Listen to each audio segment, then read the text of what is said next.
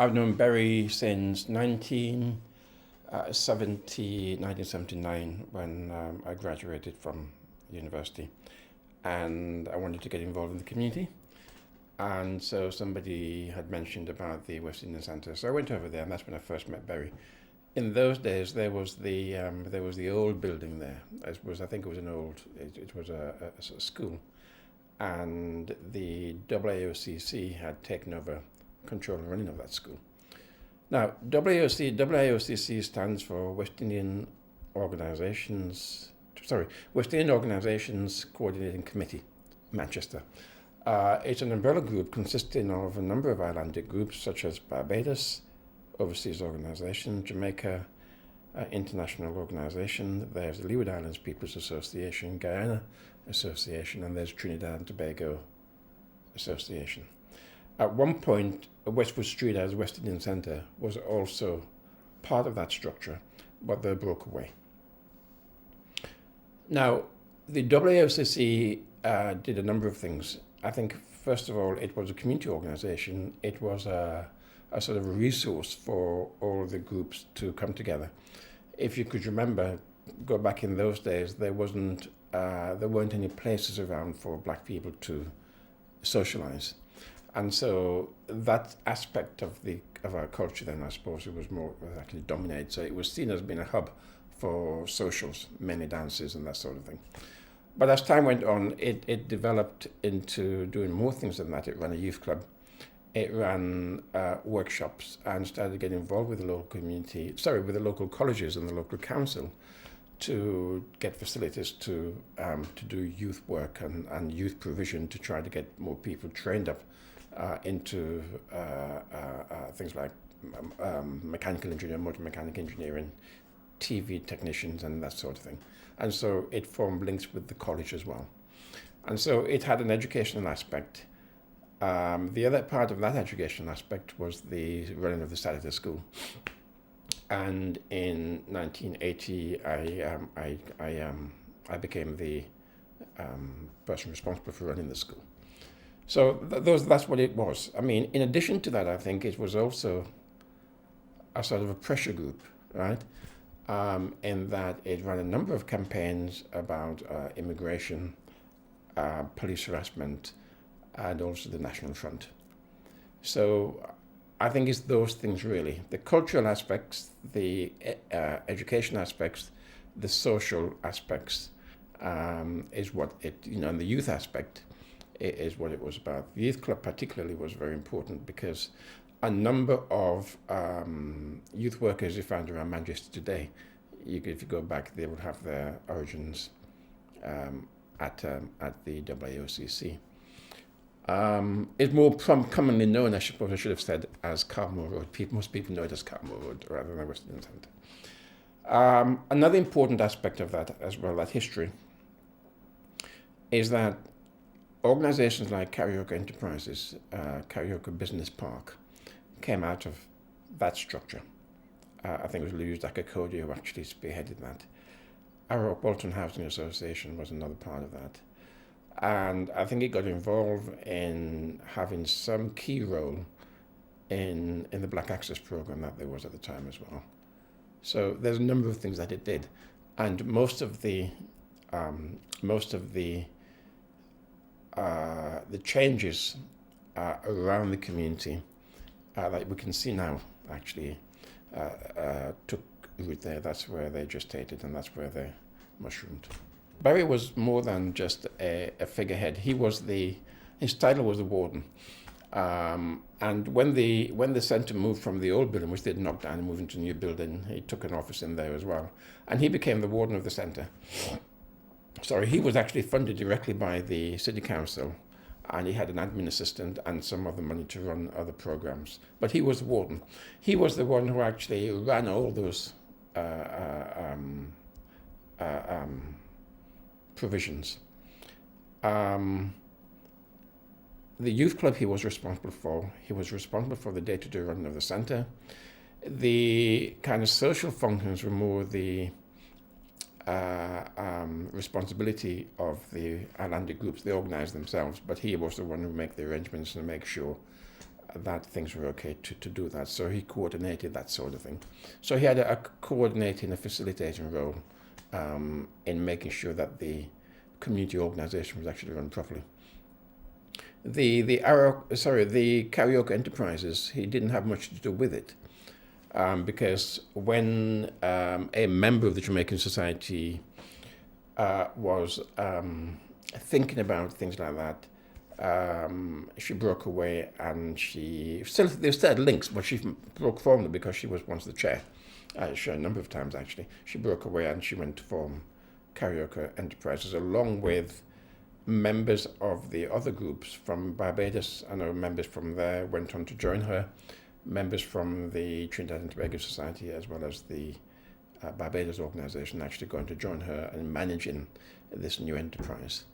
Okay, I remember I was the secretary at the time when that was happening, in addition to running the school. In terms of other things that Berry did, you can think about, I talked about police harassment. One of the things that he did was actually when young people got themselves into trouble, Carmoor Raod was the first port of call. That's where they went. And they went to seek help, and they went to Berry. And Berry would try to facilitate getting them out of prison, getting them a solicitor, supporting them through court as well. So that's what he did. So he made several representations in court on behalf of these young people and their families. That's a very central and important role that he played in those days. When young people got themselves into trouble, not just with the law but also in school, he was the first port of call, because the parents would know, well, that Berry was at the centre, and that's where they would go. Especially in the early days, in the early 80s, when there wasn't anywhere else really for people to turn to, Carmoor Raod was central to all that, and so it became a central organising feature. It became a central resource for people in the community to turn to at times when they got themselves into trouble. Not just in terms of young people being excluded from school, they would go into school actually and try to advocate for the young people and the parents, but also another role in that, and if it could go beyond the exclusion, was also to do with immigration, youth justice, and that sort of thing. He was actually involved. Berry took Culture Week extremely seriously, and Culture Week moved away from being what it was in the old days, in the early 80s, because that's when I started being associated with the place, as being somewhere for dancers. And he moved away from that, and as he developed his black consciousness, he became more involved in doing things more cultural and looking to bring a sort of an African aspect, right, into the workings of the community. And so there was, of course, the Pan-African Gongress used to run their annual African Liberation Day. And as he became associated and get to know people in PACM, it kind of actually made the cultural bit more sort of African Caribbean as opposed to simply just Caribbean. In other words, move away from steel bands and rice and peas, but took on a more broader aspect of African culture as well. And he was responsible for all that. He organized that himself with some of the younger ones who would actually support him along those lines. But they would also get some involvement from the Atlantic organizations who had an input. So they would give, for example, they might cook a sort of a dish from Barbados, right? They might cook one typically from Leeward Islands or from Jamaica. So that was another aspect of it. But also, you had African dancers, drumming, speeches. A lot of people. He brought a lot of important and very well-known people from the States who would actually come in and give talks, seminars, and so on and so forth.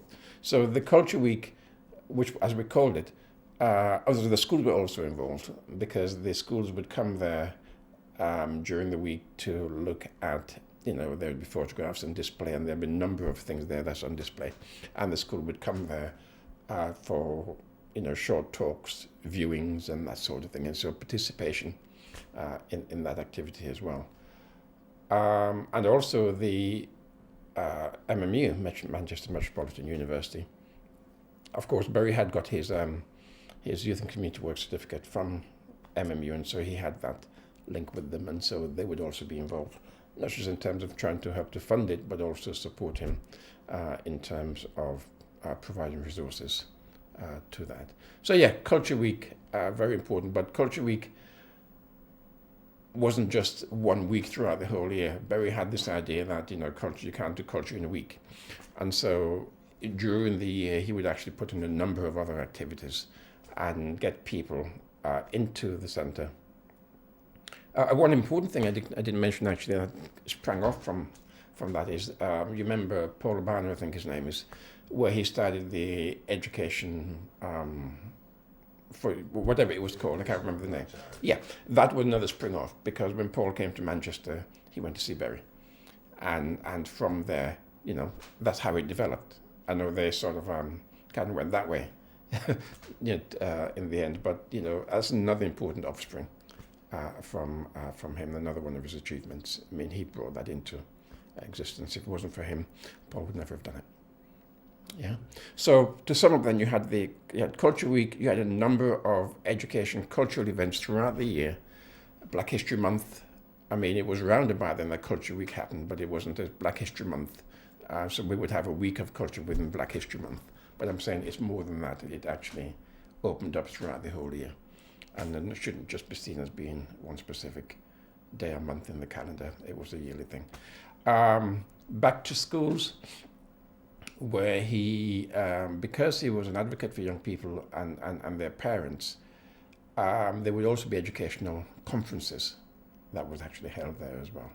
So that's another important aspect of that. One of the things I didn't mention was the involvement, because when I came to Manchester in the late 70s, I mean, people were still, it was a sort of, the aftermath, if you like, of the Black conscious movement in America, the nationalist movement in America, Black Power movement, that sort of thing. It was coming over here. So there's a lot of people over here who actually were leading various campaigns. One of the guys I didn't mention was Bernard Coard. And Bernard Coard had written a very seminal kind of a booklet about how the British educational system make black people educationally subnormal. That's not the title, but that's what it was about.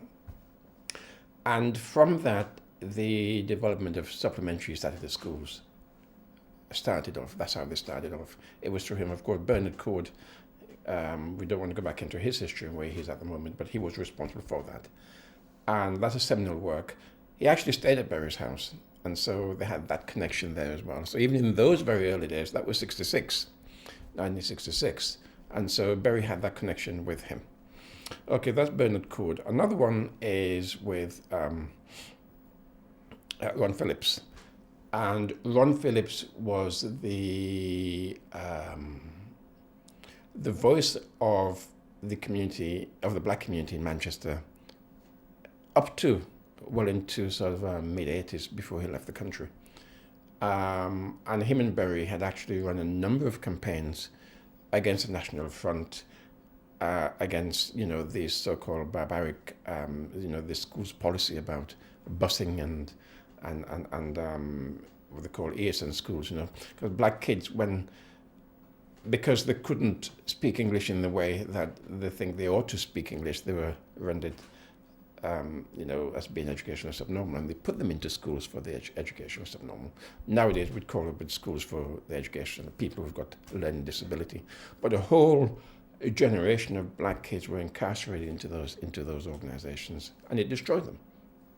So Barry was active in terms of campaigning against that, and of course the supplementary school, the Saturday school, became a way of actually to fight back. And so we would not just sort of try to ramp up the 3 hours, but we'd also induce black culture into it as well. And so that's the Saturday school. That's what it was about.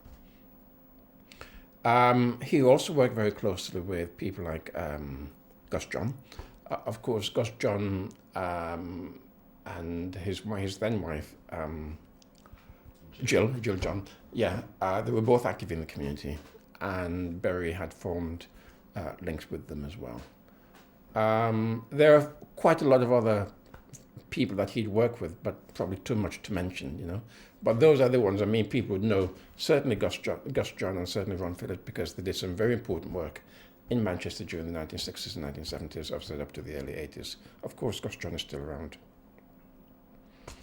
I think the impact he made on the black community was profound. He also made an impact on the establishment as well, because I think through the campaigns that he actually had organized, marches and seminars and conferences and so on and so forth, that helped to put pressure on the establishment. And I know that he had actually, he campaigned heavily against, for example, the city council. The legacy I think Berry would left behind, there's certainly a lot of people who knew Berry, and I think anybody who had actually came into contact with Berry would have been influenced by him, and they would have impacted quite strongly on their life. And they would have a lasting legacy in terms of, as I said, those things that I mentioned about what he had actually achieved, but in terms of one's personal consciousness and outlook in terms of who they are as a people, and even as an individual, actually, that's what it is. And so people who knew him will never be able to forget him. Yeah. Certainly, people like myself have made a profound impact on me from very early on. And those things, stay with you forever. You can't really, you can't really remove them. They can become a part of you. And if it wasn't for him, I think the direction in which the community would have gone would have been much worse. I think his contribution is enormous. I think his contribution is important. I think his contribution should not be forgotten. Yeah, and so he should go down in the annals of black history, then, if you like, as being one of our giants. Okay, and so long live Berry Edwards. People tend to remember Berry more in terms of him as a community activist, but another important aspect of Berry is, of course, Berry the man. And what he stood for as a father, the grandfather, and so on. And I remember him, although he was very active in terms of the community, personally, around his family and so on and so forth, there's a lot of pressure that was put on him, but he was always there for them. I know there were issues to do with some of his sons, and he had been there to support them, and also his grandchildren and so on and so forth. So I think we shouldn't forget Berry the person, Berry the person, Berry the father, Berry the grandfather, Berry the husband. He was all those things to his wife and his children, and we shouldn't forget those.